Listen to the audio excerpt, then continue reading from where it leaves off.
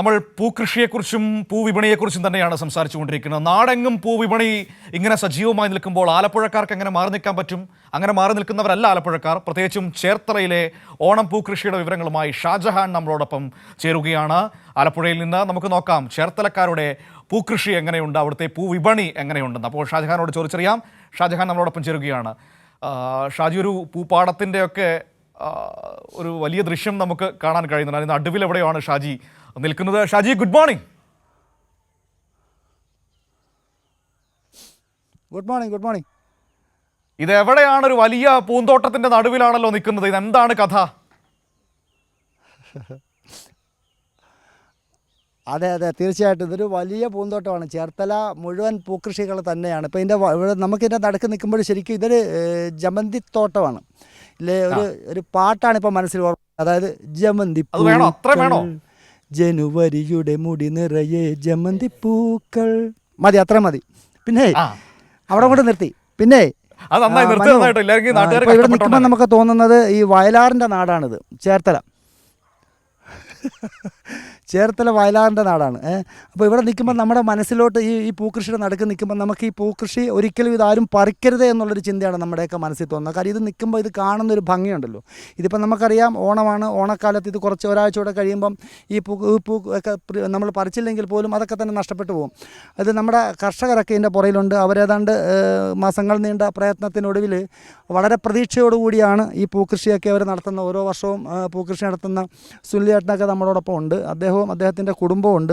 ഏതാണ്ട് ഇവിടെ പാട്ടത്തിനടുത്താണ്, സ്വന്തമായിട്ട് സ്ഥലമില്ലാത്തതുകൊണ്ട് പാട്ടത്തിനടുത്താണ് ഇവിടെ ഈ പൂക്കൃഷി നടത്തുന്നത്. ഒരു ഓണത്തിൻ്റെ അവരുടേതായിട്ടുള്ളൊരു ജീവിതമാർഗ്ഗം.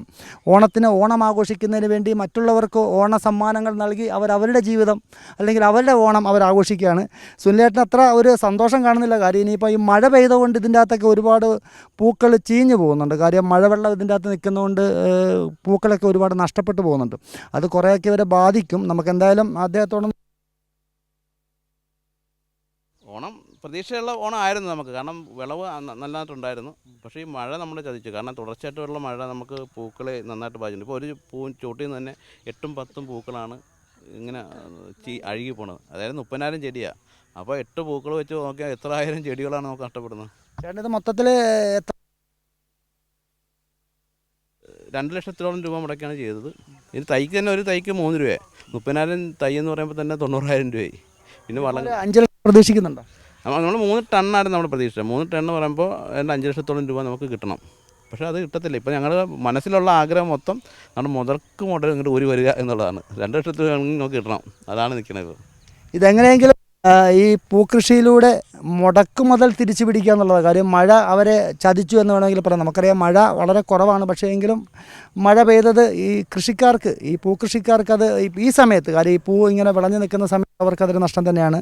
അദ്ദേഹത്തിൻ്റെ ഭാര്യയുണ്ട്, കുട്ടിയുണ്ട്. ഇവരെല്ലാവരും കൂടിയുള്ളൊരു കൂട്ട് പരിപാടിയാണ്. ചേച്ചി, വീട്ടിൽ അത്തപ്പൂക്കളമൊക്കെ ഇട്ടായിരുന്നു? അത് ഉപയോഗിച്ചായിരുന്നു? വീട്ടിൽ അത്തപ്പൂക്കളം ഇടണം.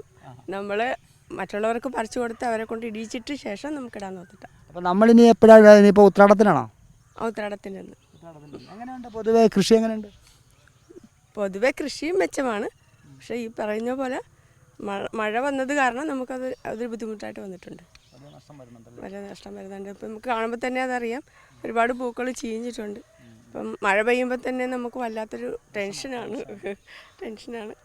പിന്നെ ഇത് നമ്മൾ തരണം ചെയ്ത് പോയല്ലേ പറ്റുള്ളൂ. കർഷകർ ഏത് പ്രതിസന്ധിയും നേരിടേണ്ട ഒരു ആൾക്കാരാണ്.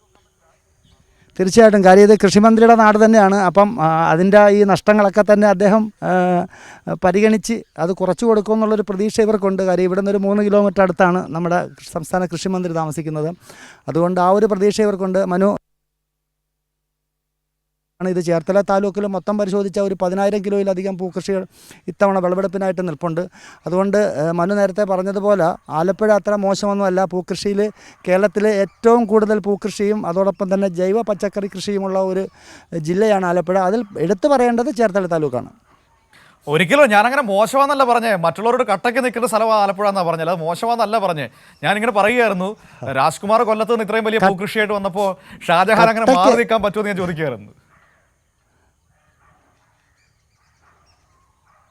കട്ടയ്ക്കെന്ന് പറയാൻ പറ്റത്തില്ല, അതിനെക്കാട്ടി ഒരു പടി മുകളിലാണ് ആലപ്പുഴ. കാര്യം എന്ന് വെച്ച് കഴിഞ്ഞാൽ ആലപ്പുഴക്കാരെ സംബന്ധിച്ചിടത്തോളം നമുക്കറിയാം, വളരെ ബുദ്ധിശാലികളാണ്, കഷ്ടപ്പെടുന്നവരാണ്, പ്രയത്നിക്കുന്നവരാണ്, കർഷകരാണ്. അങ്ങനെ എല്ലാ മേഖലകളിലും അവരുടെ മികവ്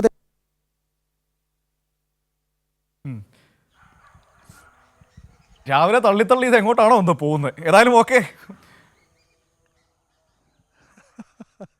thank you Shajahan, thank you. നമുക്ക് വീണ്ടും കാണാം. അപ്പോൾ മനോഹരമായൊരു പൂപ്പാടത്തിന് നടുവിൽ നിന്നാണ് ഷാജഹാൻ നമ്മളോട് സംസാരിച്ചത്. ആ കർഷകർ പറഞ്ഞ ഒരു പ്രധാനപ്പെട്ട കാര്യമുണ്ട് കേട്ടോ. കാരണം അവർ വലിയ പ്രതീക്ഷയോടെ കൃഷി ചെയ്ത് നിൽക്കുമ്പോൾ ഈ മഴ, കാലം തെറ്റി പെയ്യുന്ന മഴ വല്ലാതെ ബാധിക്കുന്നുണ്ട്. 5 ലക്ഷം രൂപയുടെ ഒരു വരുമാനം അവർ പ്രതീക്ഷിച്ചിരുന്നതാണ്. പക്ഷേ മഴ കാരണം ഒരു ചെടിയിൽ ഏകദേശം 5, 6, 7, 8 പൂക്കളും നഷ്ടപ്പെട്ടുകൊണ്ടിരിക്കുകയാണ്. അപ്പോൾ അത് വലിയൊരു ബുദ്ധിമുട്ട് അവർക്ക് സൃഷ്ടിക്കുന്നുണ്ട്. ആ പ്രതീക്ഷിച്ച വരുമാനത്തിലേക്ക് എത്താൻ കഴിയില്ല എന്ന് പറയുന്നു. മുടക്കുമുതൽ തിരിച്ചു പിടിക്കുക എന്നതാണ് ഇനി അവരുടെ മുൻപിലുള്ള ഒരു കടമ അല്ലെങ്കിൽ ലക്ഷ്യമെന്ന് പറയുന്നത്. ഈ മഴ ഒരു പ്രതിസന്ധി സൃഷ്ടിക്കുക തന്നെ ചെയ്യുന്നുണ്ട്. പക്ഷേ എങ്കിലും അതിനെ അതിജീവിച്ച് മുന്നോട്ട് പോകട്ടെ, അവരുടെ പ്രതീക്ഷകൾക്കൊത്ത് തന്നെ അവർക്ക് വരുമാനം ലഭിക്കട്ടെ എന്ന് നമുക്ക് ആഗ്രഹിക്കാം.